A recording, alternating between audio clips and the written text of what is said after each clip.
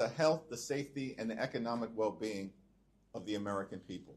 Instead, Donald Trump and his administration have been using taxpayer dollars to brutalize everyday Americans, kill American citizens, and violently target law-abiding immigrant families. It's unacceptable, it's unconscionable, and it's un-American. This administration continues to weaponize the Department of Justice, weaponize the Department of Homeland Security, weaponize the power of government to undermine the ability of everyday Americans to live their best life because they're so consumed with jamming their right-wing extremism down the throats of the American people. We will not be intimidated by any of their actions. We will stay the course as it relates to making sure that we actually fund the government in a manner that is consistent with our values, consistent with the Constitution, and consistent with the American way of life. There's a big difference between the Trump administration, Republicans, on the one hand, and how Democrats want to spend your taxpayer dollars on the other. Republicans, in their one big ugly bill, enacted the largest cut to Medicaid in American history, ripped health care away from more than 14 million Americans, and at the same period of time, took $186 billion from SNAP, literally stealing food from the mouths of hungry children, seniors, and veterans. And in that same one big ugly bill, used taxpayer dollars to give the Department of Homeland Security and ICE a slush fund that's been used to unleash a killing machine in Minneapolis, using taxpayer dollars literally to kill American citizens in cold blood. That's what Republicans have done in their one big ugly bill. That's their policy. And Democrats are going to continue to push back aggressively against it. We want to make sure that the Department of Homeland Security conducts itself in a manner that elevates public safety, not undermines it. And the American people are demanding accountability, and that's what Democrats are going to deliver. Questions? Should we expect any sort of organized response from Democrats to the arrest of Don Lemon this morning, and what do you think that says about the Trump administration? Trump administration has systematically targeted the free and fair press because they want to intimidate America and oppose anyone who is not willing to bend the knee to their extremism.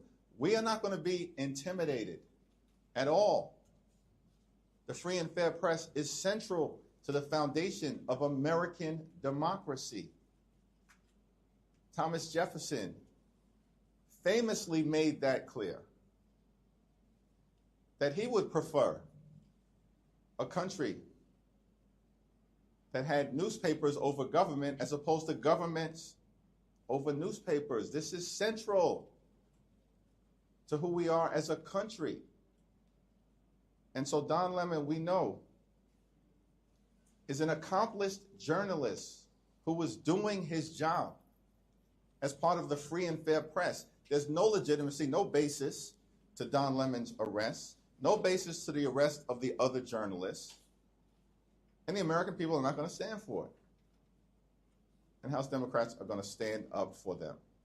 And the rights of the free and fair press as central to American democracy and our values in terms of who we are. But how? I issued a statement as it relates to where we are right now. It just happened.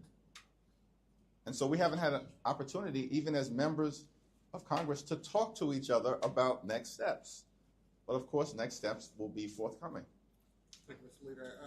I'm sure you've been monitoring what's going on in the Senate. What's your reaction to the fact that there's not a deal yet with the government deadline looming?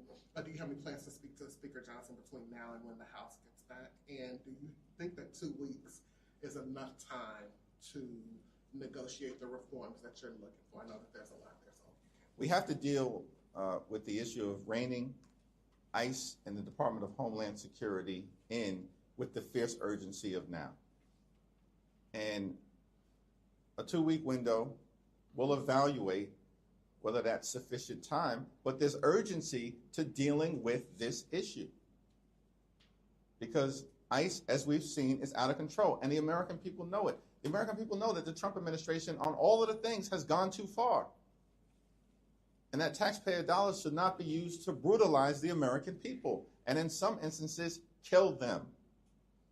So this is something that has to be addressed. And, you know, Democrats in the Senate, led by Chuck Schumer, supported by the House, made a clear demand. Separate out the 5 bills that clearly have bipartisan support. And then separately, we can deal with making sure that ICE is brought under control in a variety of different ways, including our demand, which we will not walk away from, which is that judicial warrants should be required before ICE can storm homes and rip people out of their cars. Judicial warrants. The masks have to come off. And body cameras need to be turned on for everyone. There should be an explicit prohibition on the detention and deportation of American citizens, period, full stop. And lawless agents who are brutalizing everyday Americans and law-abiding immigrant families, targeting them violently in violation of the law, should be investigated and prosecuted independently of the Department of Justice. We cannot trust the Department of Justice. They're an illegitimate organization right now under the leadership of Pam Bondi and the direction of Donald Trump. And so, if anything, the events of today reinforce, as it relates to the Department of Justice targeting journalists and part of the free and fair press, that the Department of Justice cannot be trusted to freely and fairly work through the criminal justice system. And it reinforces our demand that agents who violate the law should be investigated and prosecuted independent of the Department of Justice and the Trump administration and state and local officials.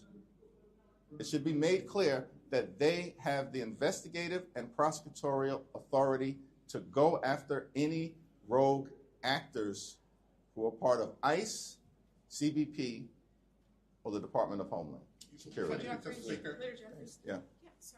Thank you so much for your time. Could I ask you your reaction to the Republicans' new voter integrity plan, the mega bill, and are there any provisions that the Democrats could support there? It's a dead on arrival bill. They know it. Listen, voter suppression is part of the Republican plan to try desperately to hold on to power. Republicans, since the beginning of this administration, have been losing elections all across the country. They've been wiped out electorally.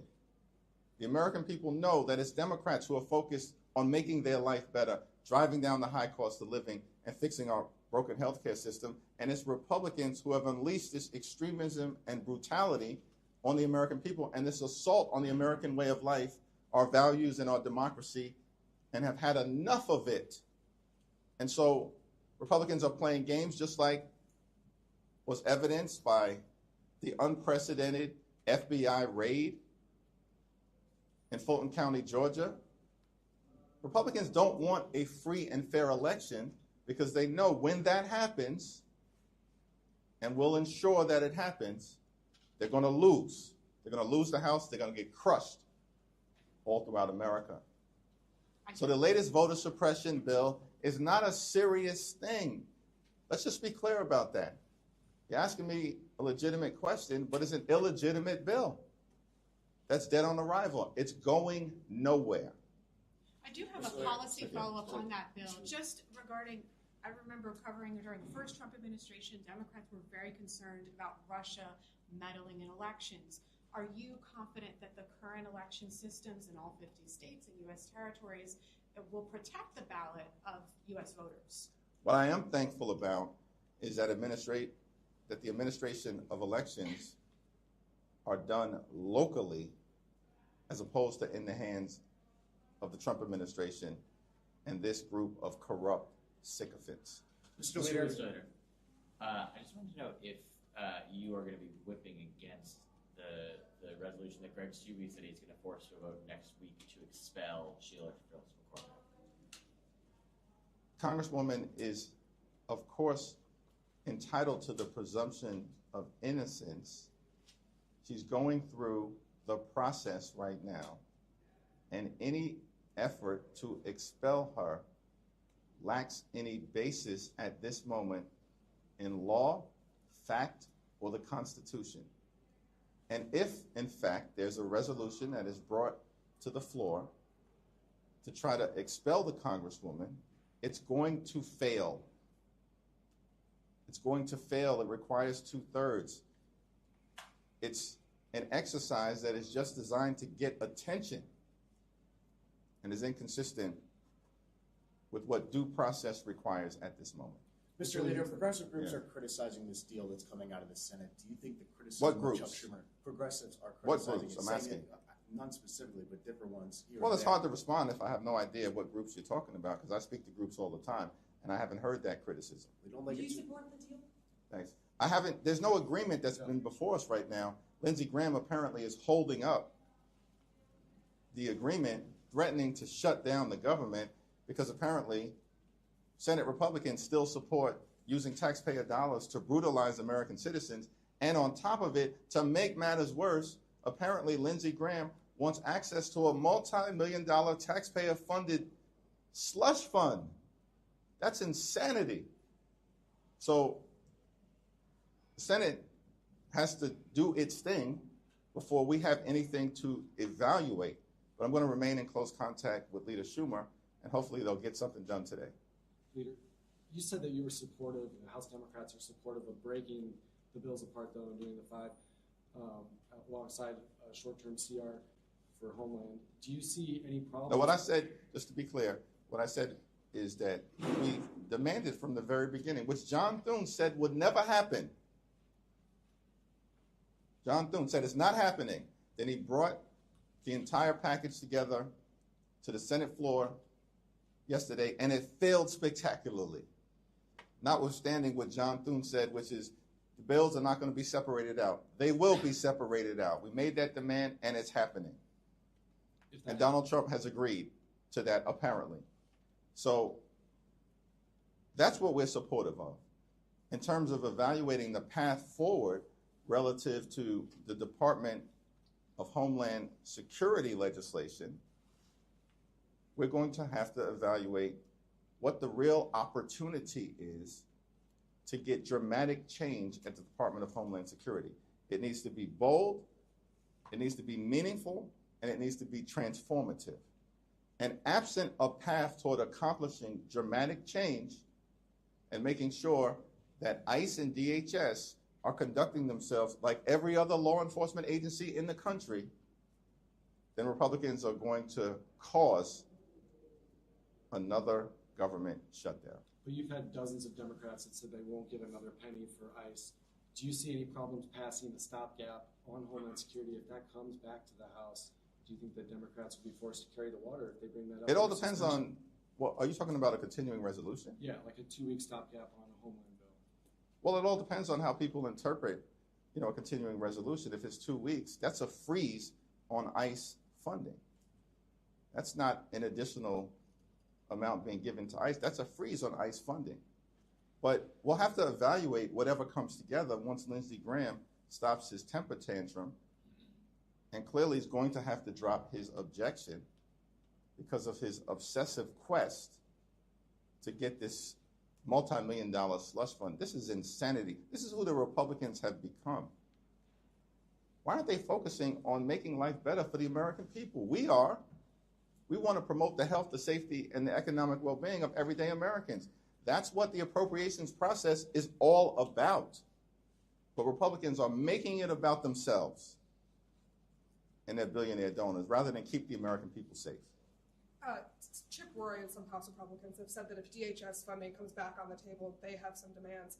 How do you plan to get this new final product to be both severe enough that your caucus feels comfortable with it and also not get completely held up by House Republicans? The demands being made by far-right extremists in the House Republican Conference are going nowhere.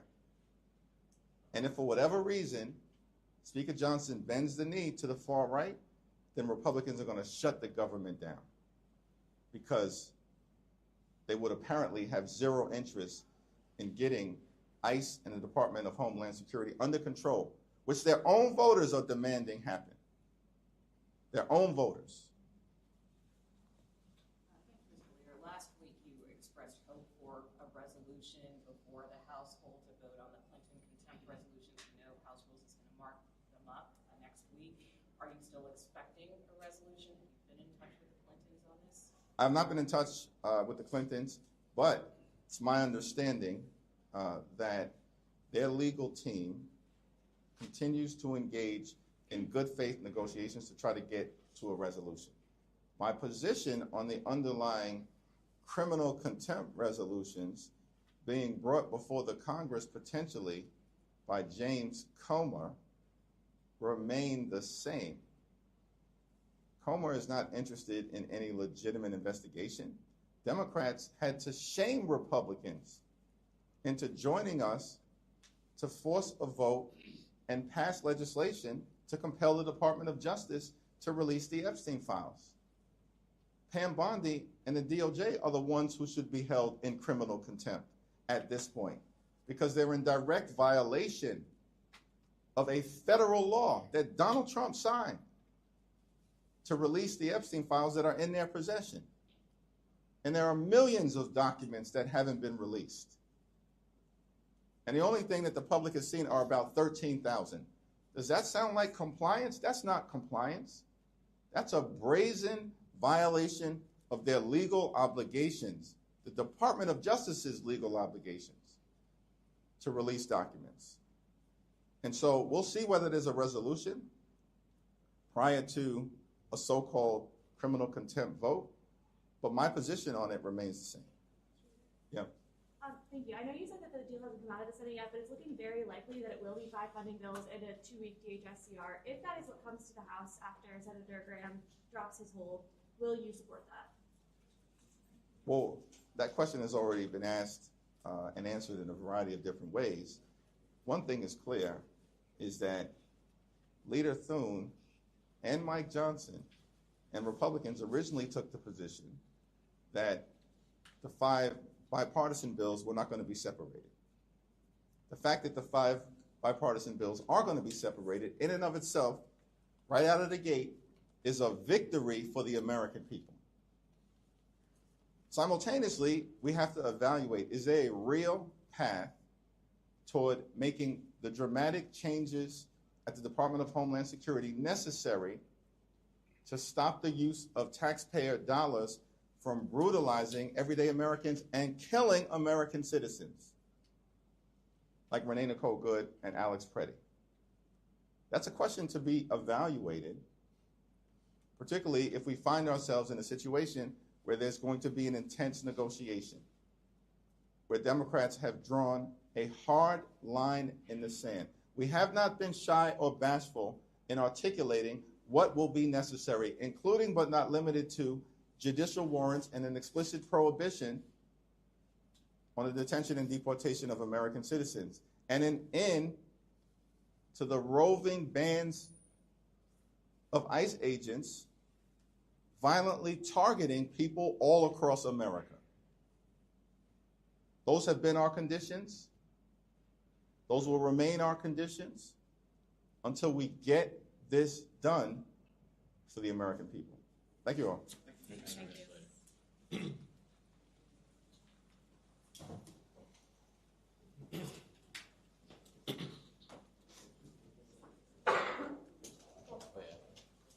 Thank you, Paul.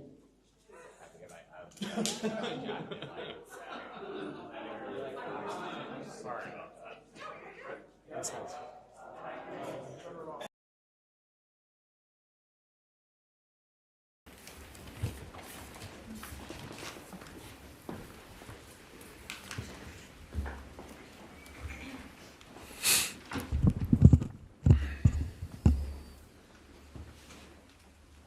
morning, everyone. Before we begin, I wanted to first give an update on the life-threatening cold that this city has been enduring for days.